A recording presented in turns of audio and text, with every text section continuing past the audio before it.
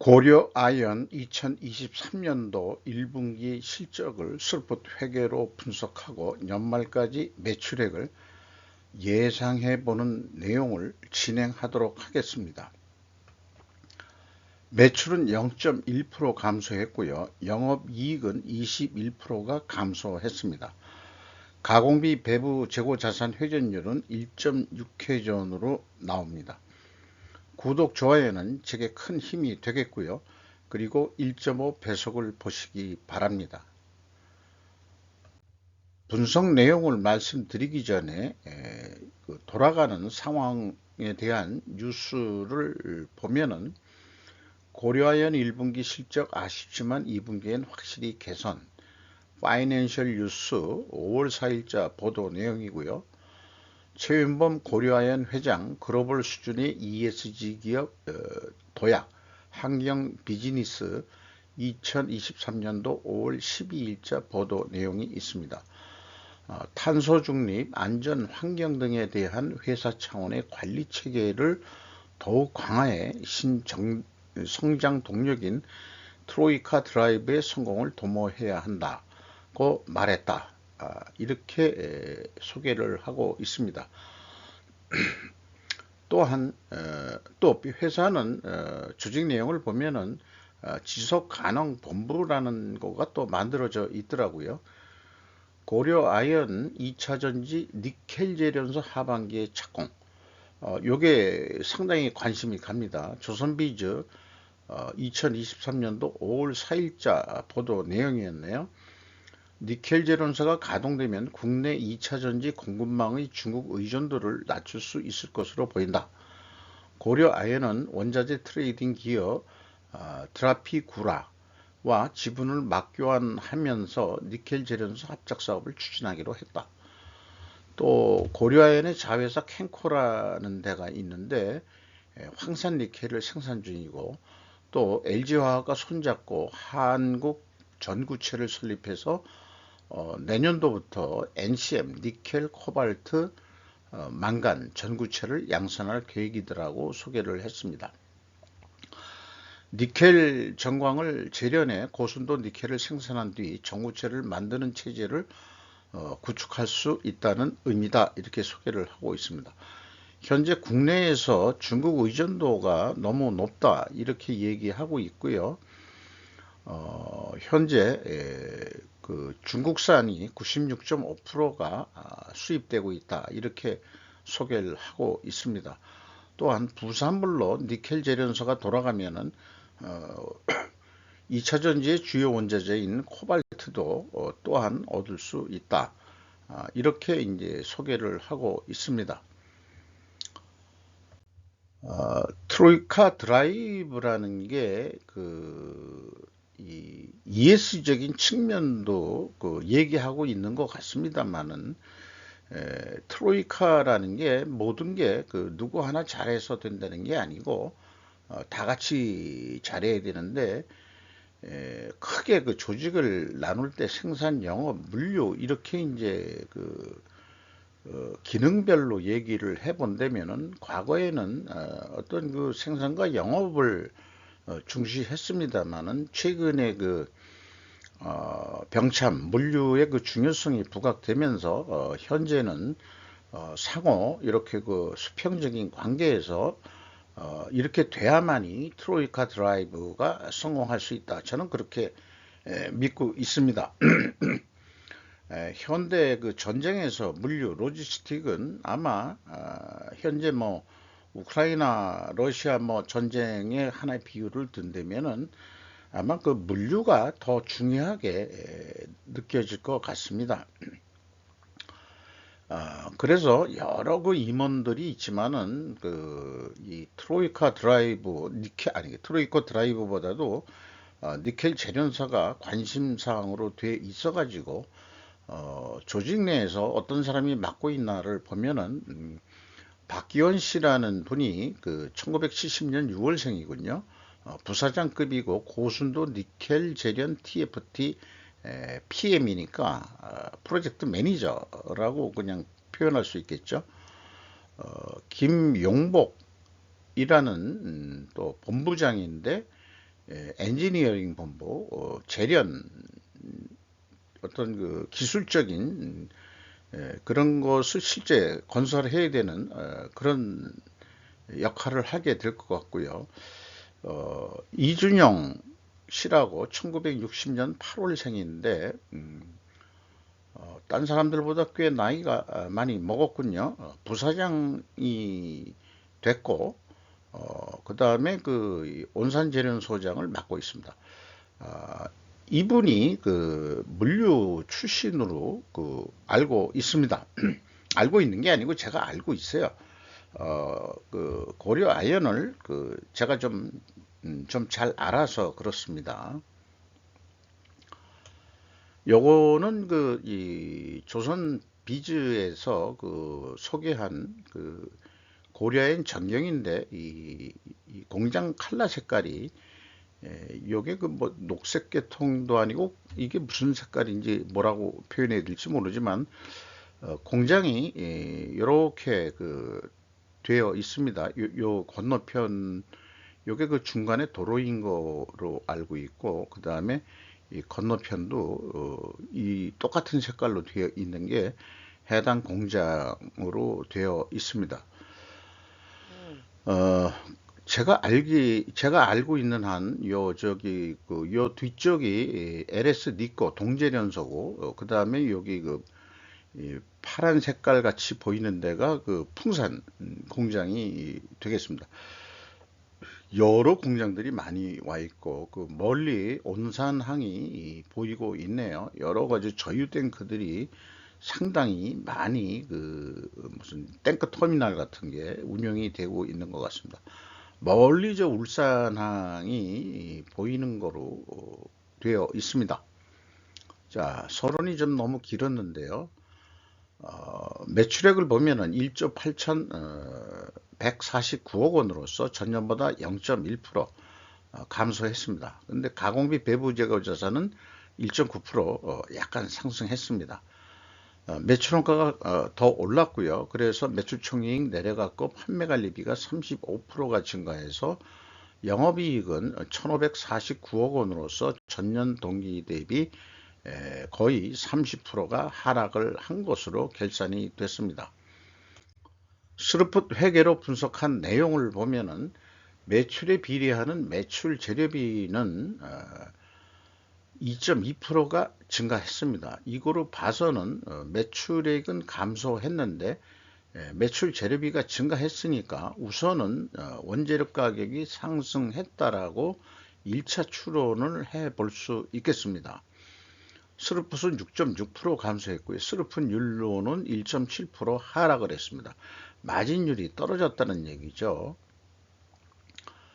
그 다음에 운영비용이 3.3% 증가해가지고 TOE 생산성 내려가고 영업이익은 1,519억 원으로서 21%가 감소했습니다. 원가회계 영업이익보다는 약 30억 원이 감소한 실적입니다. 이거 역시 재고가 조금 더 증가했기 때문입니다. 전년도하고 크게 차이는 안 나는 것은 증감액의 차이가 크지 않다는 것을 의미합니다. 재고자산 내역을 보면은 WCAI 가공비 배부 재고자산이 192억 원이 증가했습니다. 전년도 1960억 증가에 비해서는 한 10분의 1 정도뿐이 증가를 안 했네요. 비용의 성격적 분류 내용을 그 분석을 그 1번과 2번으로 그 매출원가 재료비하고 그 다음에 운영비용하고 디커플링을 하면은 MC 매출원가 재료비는 4.2%가 증가했고 운영비용은 3.3%가 증가했습니다. 그리고 그 이 운영비용에서 판매관리비를 뺀 금액이 그 공장 가공비가 되겠는데 0.2% 증가했어요. 그러나 그 총 제조비용에 대한 그 비율로는 가공 비율이 1.1% 상승했고 재료 비율은 1.1% 하락했기 때문에 여기서는 원재료 가격 하락으로 2차 추론을 하게 됩니다. 그래서 일자 추론과는 모순이 좀 나오는데 이 모순을 어떻게 해소할 수 있을지 분석을 하면서 진행을 해 보도록 하죠. 그리고 재고자산 매출원가 회계 투명성 검증 3단계로서 1단계 PQ 총 제조 비용은 일치를 합니다. 그 다음에 2단계 가공비 배부 재고자산의 증가액도 일치를 합니다. 그리고 현금 흐름표 기준 전체 재고자산의 증가액도 일치를 합니다. 이렇게 아주 복잡한 거 없이 딱 이렇게 일치하는 기업을 매우 보기 드문 현실에서 저는 이 고려 아연을 재고자산 매출원가 회계 투명성 모델 기업으로 추천을 하고 있습니다. 운영비용이 있어서 인건비가 453억 원이 집행이 됐는데 전년보다 24.4%가 증가했어요. 그리고 직원도 228명이 증가했는데 평균 연봉 예상은 거의 1억 원, 9,990만 원으로 예상이 됩니다. 8.8%가 인상이 됐습니다. 일반적으로 직원들이 228명 정도 크게 증가한다고 그런다면은 저임금 신입사원들이 들어와서 거꾸로 평균 임금이 내려가는 거로 돼 있는데 더 올라간 거를 보면은 아마 경력 사원들도 많이 들어오지 않았겠냐. 향후 아까 앞에 말씀드린 대로 그런 니켈 재련소를 또 짓는다. 뭐 이런 것들 감안해서는 신입사원도 있겠지만은 상당히 이 엔지니어링적인 또 기술적인 경력사원들이 들어온 거로 그렇게 해석이 됩니다. 운반 보관료는 8.1% 감소했고요. 그 다음에 전력비가 10.1%를 절감을 한 것으로 되어 있네요. 이런 것이 좀 특이하게 보입니다. 산업 전력비도 올랐을 텐데 어떻게 이렇게 줄일 수 있었는지. 수선비가 1.1% 증가했고요. 도급비라는 게 있는데 3.9% 증가를 했습니다. 다른 회사에서는 아마 외주비라고 또 얘기할 만도 하겠네요. 이것이.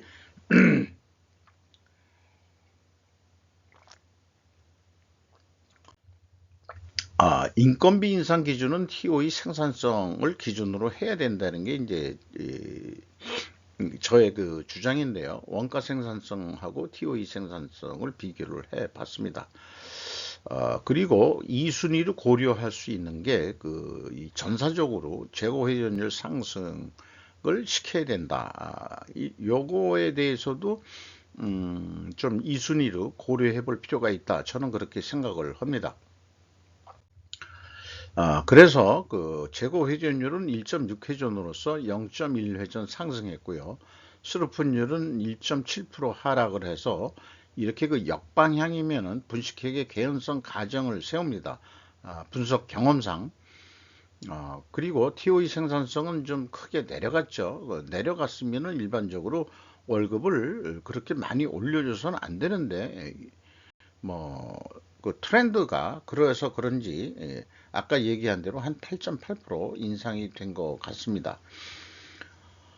나머지 것 참고해 주시고요. 지금까지 얘기한 것을 이 충분조건 논리로 이 논리 연습을 위해서라도 정리를 해보면은 충분조건이라는 게 만약 if 뭐뭐 하되면 then 그러면 어떻게 될 것이다. 그리고 왜냐하면이라고 설명을 할 수 있어야 됩니다. 재고 회전율 상승과 수로분율 하락 역방향이면은 분식회계 개연성 가정을 세웁니다. 그런데 이 경우는 입증이 아니고 반증을 하기 위해서는 원재료 가격 하락과 판매 가격 하락 가중평균 가격으로 가능하면 데이터 확인을 할 수 있기 때문이다. 이렇게 이제 반증 추론을 얘기할 수 있겠고요.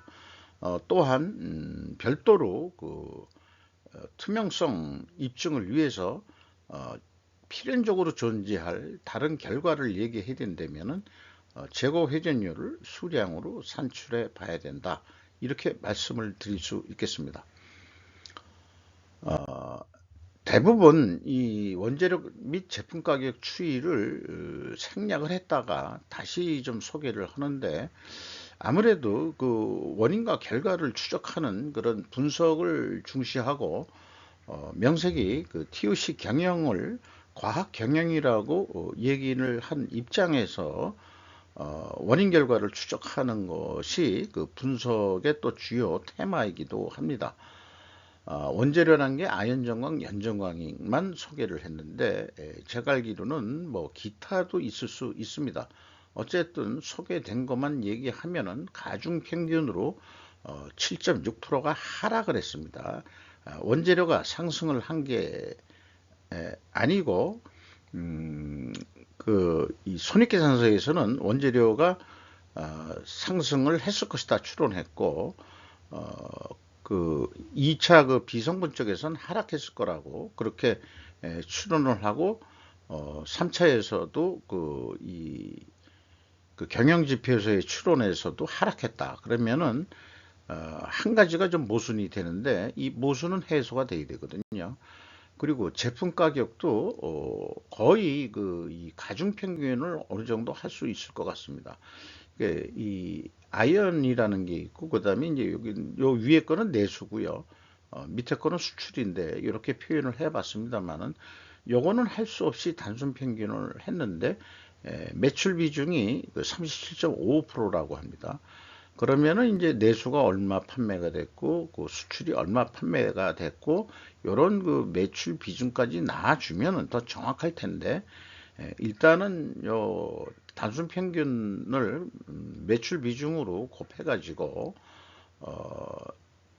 가중 평균을 내면은 2.1%가 제품 가격이 그 하락한 것으로 그렇게 산출이 됩니다.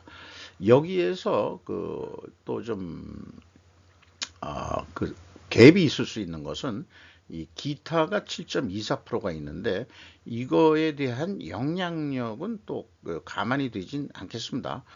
아주 100% 정확하다고 볼 수는 없겠죠. 다만 나와 있는 데이터를 가지고 분석해 볼 때 그렇다. 그래서 모순이라는 건 해소해야 되는데, 만약 원재료 가격이 하락했다면 여기 이제 하락한 거로 확인이 되죠. 제품 가격은 상대적인 상승이다. 이렇게 볼 수 있겠습니다.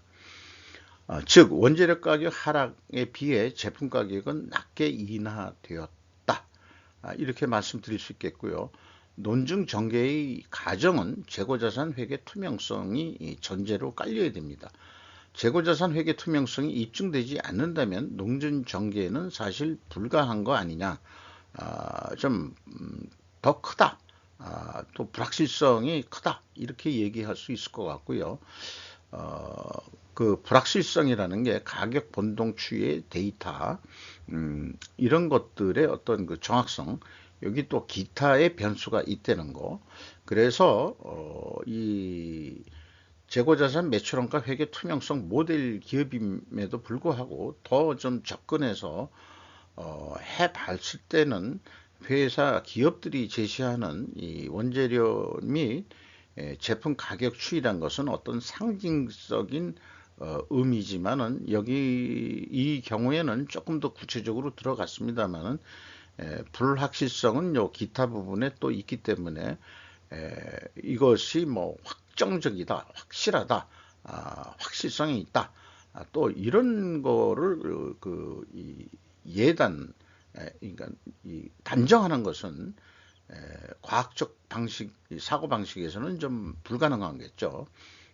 제가 굳이 좀 길게 이렇게 설명하는 것은, 우리가 이 경영 분석을 하면서 재고자산 매출원가 회계 투명성이 있는 기업조차도 이렇게 이제 모순이라는 추론을 하게 될 수 있는데, 그런 것을 어떻게 해소하느냐 하는 그런 과학적인 사고방식에 대한 제 자신의 연구이기도 하겠습니다. 1분기 실적을 가지고 그 연말까지 매출액을 그 원가회계 개념으로 그 예측을 하면은 7조 3,300억 정도 할 수 있겠다. 그러면은 영업이익이 6,328억 원의 영업이익이 나는데 요 경우는 재고자산이 9% 증가한다고, 아니 5% 증가한다고 봤을 때 그렇습니다. 그래서 나머지 기간까지도 다 5%가 재고가 5% 증가한다면은 조금 더 그 영업이익이 증가하는 게 되겠죠. 그래서 원가 회계는 재고가 증가하면은 영업이익이 증가한다. 그래서 5%가 만약에 줄어든다면 어떻게 되느냐? 영업이익이 5,630억 원으로 줄어들게 되어 있다.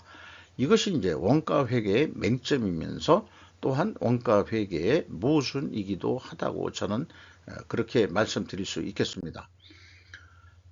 스루풋 회계 쪽 개념으로 그 예측을 하면은 있는 데이터에 그대로 요소를 감안했을 때 7조 2,595억 원이면 충분하다. 그래서 이 계약을 이게 어떤 판매 가격이라 그러면은 725만 원에 팔아도 충분하다. 그래도 남는 돈은 5,979억이 남는데 원가 회계보다 영업이익이 적게 나온다. 그러면은 수익 창출을 위해서 지금 재고 회전율이 연간 6점 몇 회전으로 나오는데 요걸 7회전, 그러니까 8.2% 정도는 더 노력을 하면 되지 않겠냐. 이렇게 가격을 많이 안 올리고 이 725만 원에 판매를 한다 그러면은 좀 더 매출을 더해서 재고 회전율을 올려가지고 매출액이 그렇게 되면은 한 7조 8천억 정도 하게 되고 그 경우에 영업 이익도 7,423억 원 정도 실현할 수 있을 것이다. 이렇게 말씀드릴 수 있겠습니다. 그래서 그 원가 회계 기준보다는 한 8만 원 정도 싸게, 이게 비유적인 얘기죠. 싸게 하더라도 충분히 이익 확보는 된다 하는 것이 스루풋적 사고방식의 접근 방법이라고 할 수 있겠습니다. 지금까지 얘기한 것을 이 인벤토리 증감과 판매 가격 예측 관계에 대해서 4분면 매트릭스로 작성을 해 본 겁니다. 이 기업을 할 때마다 다 요거로 이렇게 소개를 하고 있습니다. 요거는 참고를 해 주시면 되겠고요. 주가를 보면은 49만 500원으로서 2021년 말보다는 7만 3,500원이 떨어졌습니다. 장부 가격 대비는 119% 선이 나타났고요. 시가총액으로는 무려 1조 한 4천억 원대가 내려갔네요. 주주 내용이 있고요. 그 다음에 이 독특하게 나와 있는 게 하나 산소 에너지, 아니 수소 에너지 USA 미국 법인이 5% 지분을 소유하고 있습니다. 외국인 지분율이 21.48인데 JP모건, 모건 스탠리 등이 네이버 증권 정보 뉴스에 뜨고 있습니다. 그리고 참고적으로 여기 영풍이 26.11%인데 특수 관계자들이 별도로 22.16%를 가지고 있는데 뉴스에서 많이 나와 있지만은 그 특수 관계자들이 장씨 가문과 최씨 가문의 어떤 지분 경쟁 이런 등등으로 있는 게 되어 있습니다. 또 영풍 자체의 주식 지분율도 이런 특수 관계자들의 지분이 나눠져 있는 거로 살펴보면 나올 것입니다. 이상 고려 아연 재고자산 매출평가 회계 투명 모델 기업의 1분기 실적을 스루풋 회계로 분석을 하고 매출 예측까지 해봤습니다. 감사합니다.